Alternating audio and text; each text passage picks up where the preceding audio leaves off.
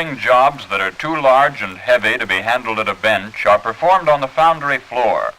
Such work is classified as floor molding. It requires a number of tools somewhat different from those used in bench molding, along with special techniques on the part of the molder. This pattern, made of aluminum, is for a register cover to be cast in gray iron. The circular lid is slightly convex on top, and 3 ears or lugs project from the circumference of the pattern.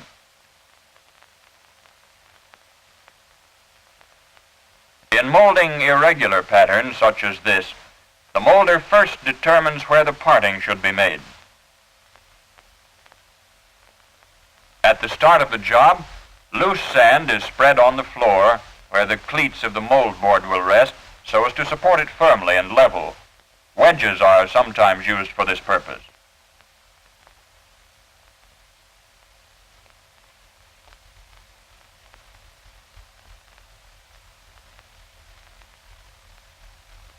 Place the pattern on the mold board in a position which will allow space for the required sprues, gates, and pop-off. Support its rim with wood strips which will keep it level and prevent rocking. Use like strips of wood to raise the face of the drag a little, bringing it into the same plane as the parting line of the pattern, and at the same time avoiding excessive weight in the coat and a heavy body of hanging sand below the flask joint. Place the drag face down on these strips. Be sure that it clears the pattern sufficiently on all sides to permit making a strong mold.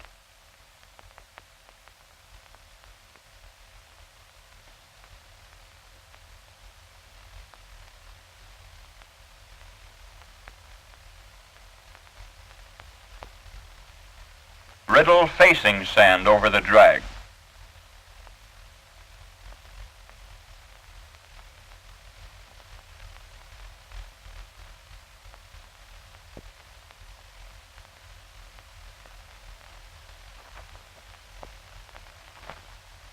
In addition, provide a supply of riddled facing sand beside the flask.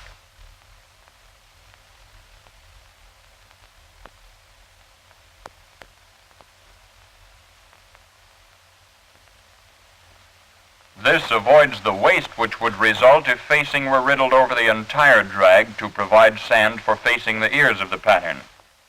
Tuck this well into all corners of the pattern and around the vertical ears.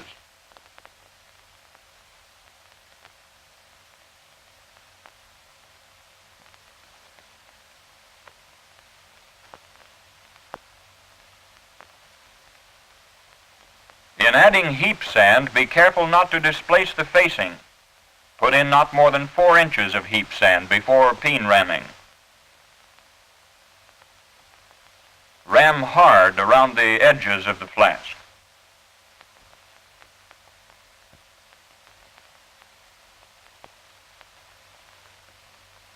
The next step is to complete the facing of the pattern, since it now extends less than 4 inches above the rammed sand.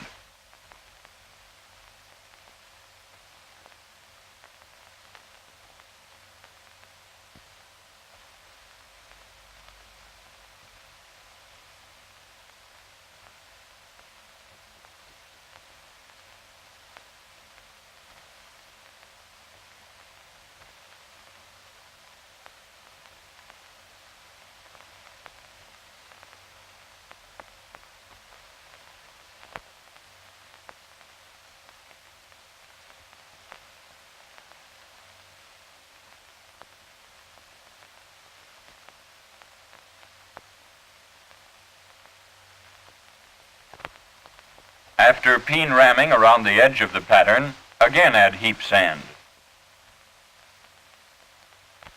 Walk off the drag by treading over the exposed surface. After this, butt ram it if necessary. The weight of the individual molder and the depth of the drag are the factors in determining this. Strike off the drag, leaving enough sand for the bedding, which is formed by raking the loose sand with the fingers. Bedding about a 1/4 inch deep will be thick enough unless the bottom board is badly burned.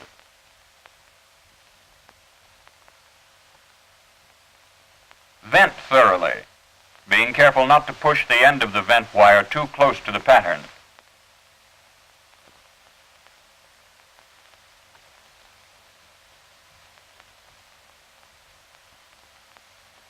Then, bed the bottom board.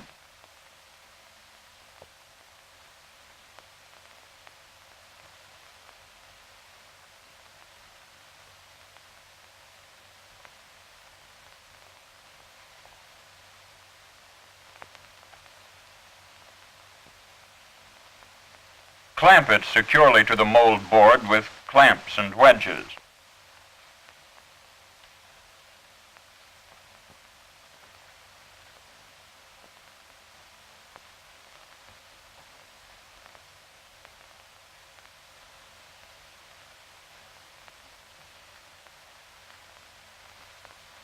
Before rolling the drag, see that enough loose sand is spread on the floor to ensure a level resting place for the cleats of the bottom board.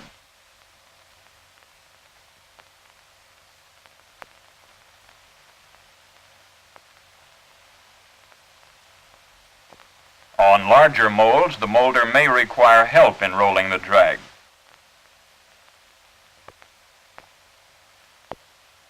Check to make sure that it's level and solid. Additional sand may be tucked under the cleats if it's needed. Free the clamps and remove the mold board and the wood strips that were used along the edges of the flask and those which supported the pattern.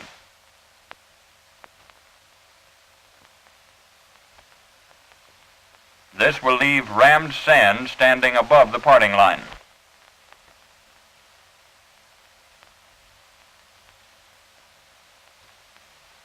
Use a trowel to cut away the excess sand to the parting line.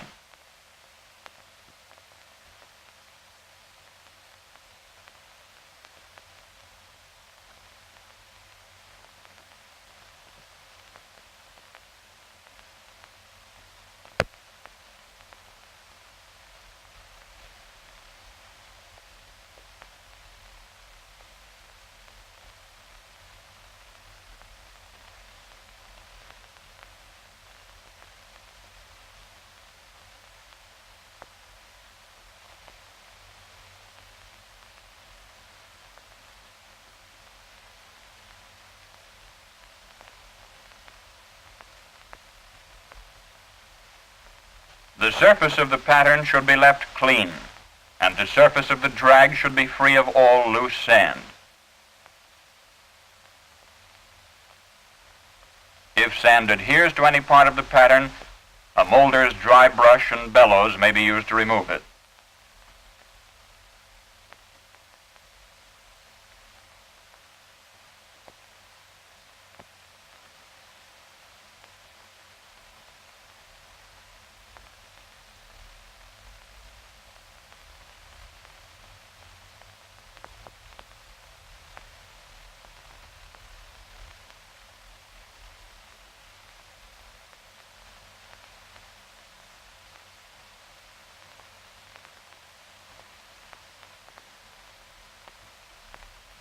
Parting sand is applied to keep the molding sand in the cope from adhering to that in the drag when the mold is opened later. Then the pattern is dusted.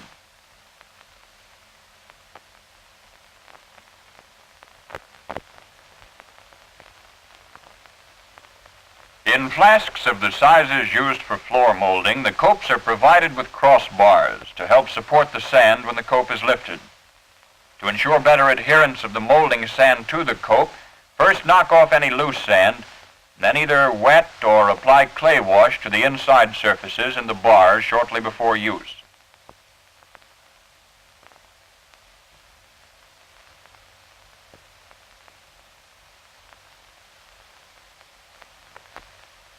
Spotters, formed by making compact, roughly shaped cylinders of molding sand, are used to mark the locations for the sprues and pop-off.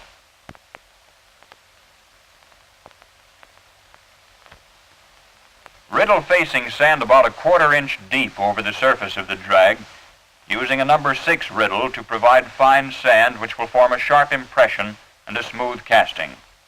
Then remove the spotters, leaving the parting sand visible where they were placed. See that the flask joint is clean so that the cope will rest on it firmly and level.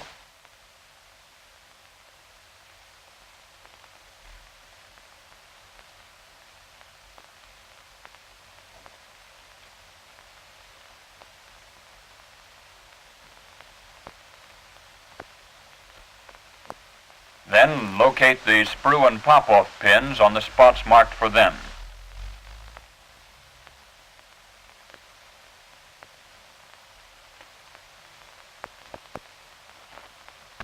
Riddle in another ½ inch or so of facing through a number 8 riddle.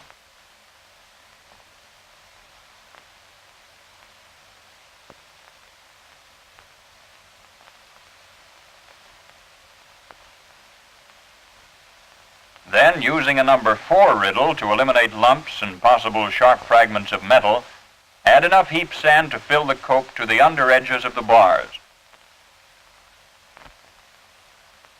This sand must be tucked well under the edges of the cross bars. In doing this, use the fingertips to pack a ridge of sand under each bar, being careful not to disturb the facing or the pop-off and sprue pins. To demonstrate this technique of tucking, suppose we start again with the riddling in of heap sand.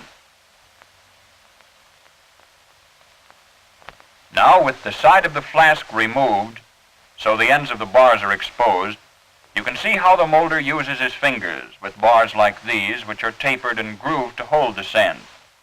Some molds can be rammed without tucking, but with straight bars it's always necessary, and sometimes nails are driven into the lower edges of the bars to help secure the sand.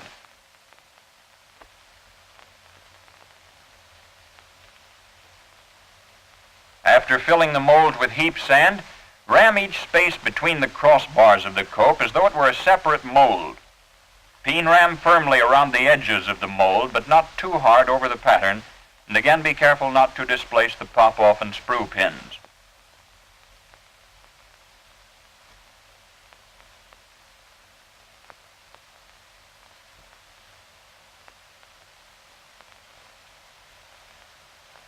After peen ramming, again fill the mold with heap sand.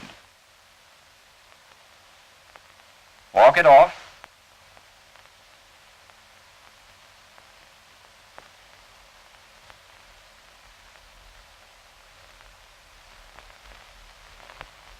Clean the sand from the tops of the bars, forming ridges between them.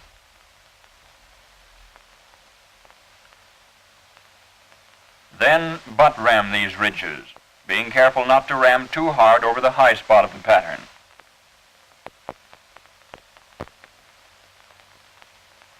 Remove surplus sand from the top of the cope.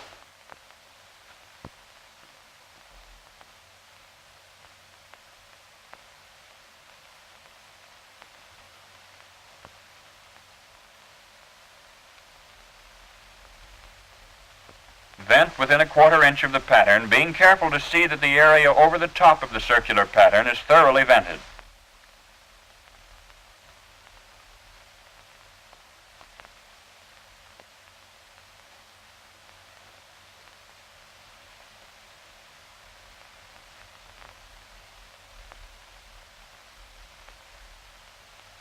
Then remove the sprue and pop-off pins.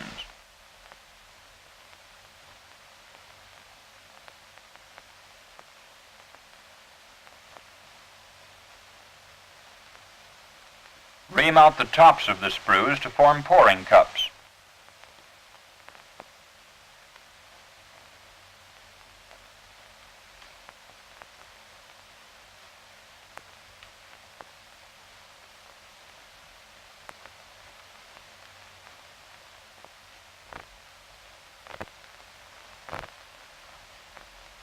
Good foundry practice and the observance of safety rules require keeping your workspace clean.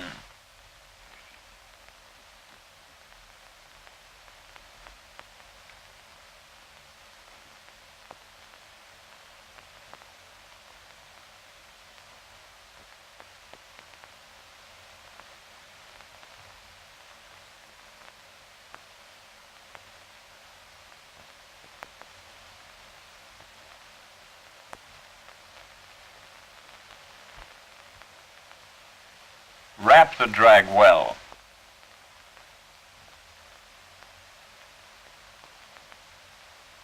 Then lift the cope. As a matter of convenience, copes like this are placed on a set-off, such as a trestle formed with wooden horses.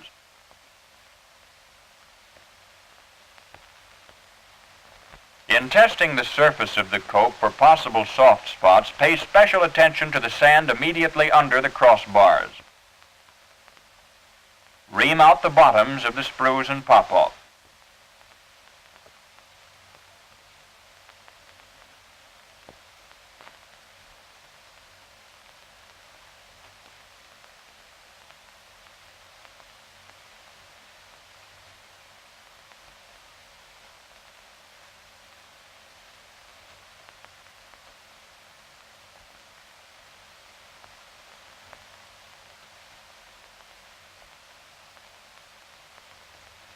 See that the cope is free of loose sand, which might otherwise fall into the mold when it's closed.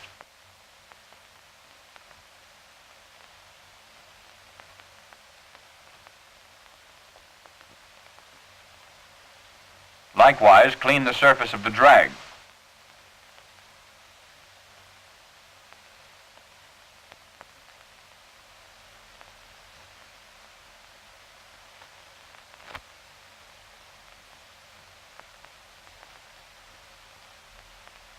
Swab the sand around the edge of the pattern.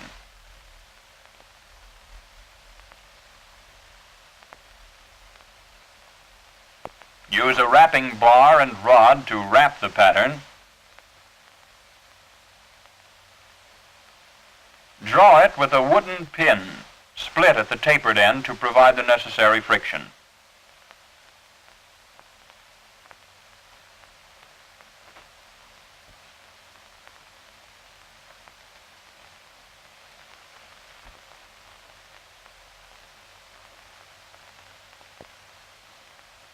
Patch the mold if required.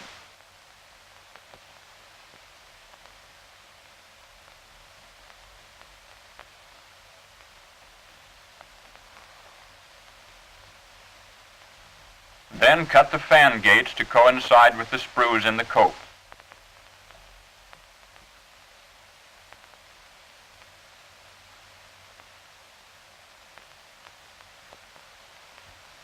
Also cut a channel to the pop-off.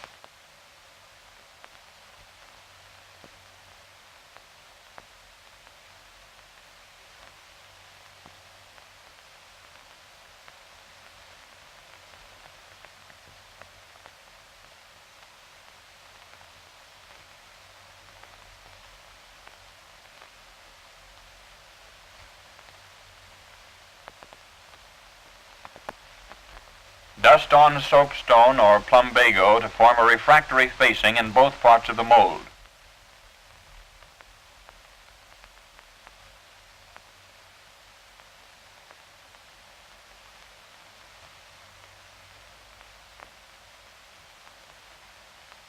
Use the bellows to blow off any excess which might otherwise float into the metal when the mold is poured and cause defects.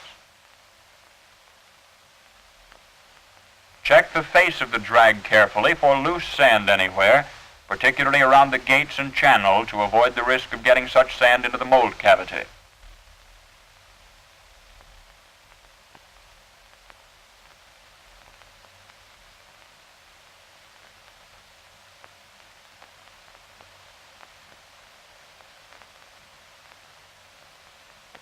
Then, close the mold.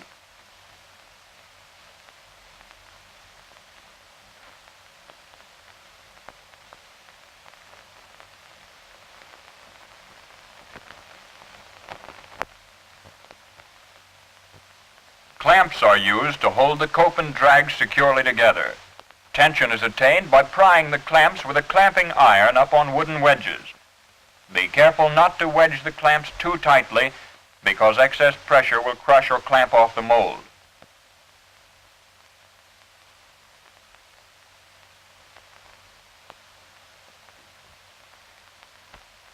The mold is now ready for pouring.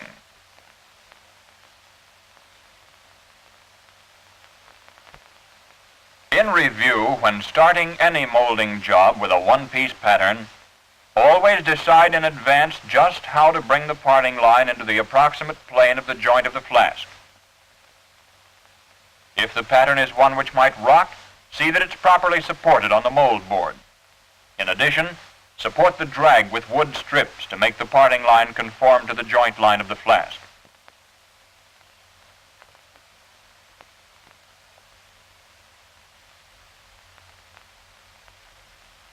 Remember that for efficient ramming, no more than about 4 inches of facing and heap sand should be added to the mold at a time. Always be careful to vent both parts of the mold thoroughly to permit the escape of steam and gases, but avoid venting too close to the pattern. Before rolling the drag, see that loose sand is prepared on the floor to support the bottom board evenly and securely.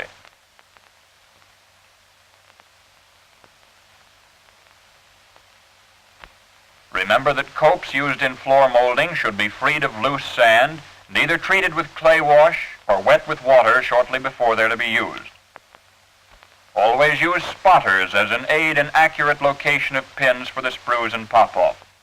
And be sure that the joint of the drag is clean before placing the cope. Pay special attention to thorough tucking of riddled heap sand under the bars of the cope, and avoid displacing the sprue and pop-off pins. In ramming the cope, treat each space between the bars as though it were a separate mold. Before closing the mold, always be sure that both parts are completely free of loose sand, which might get into the casting and spoil it.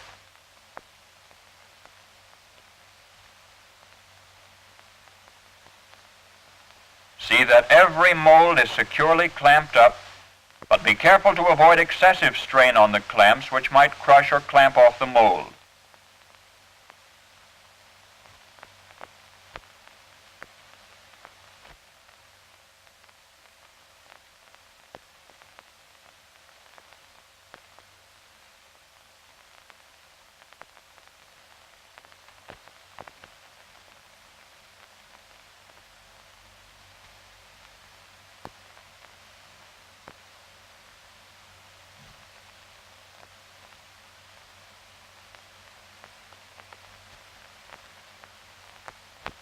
With careful attention to these points of good foundry practice, you should be able to produce a very high percentage of sound, serviceable castings.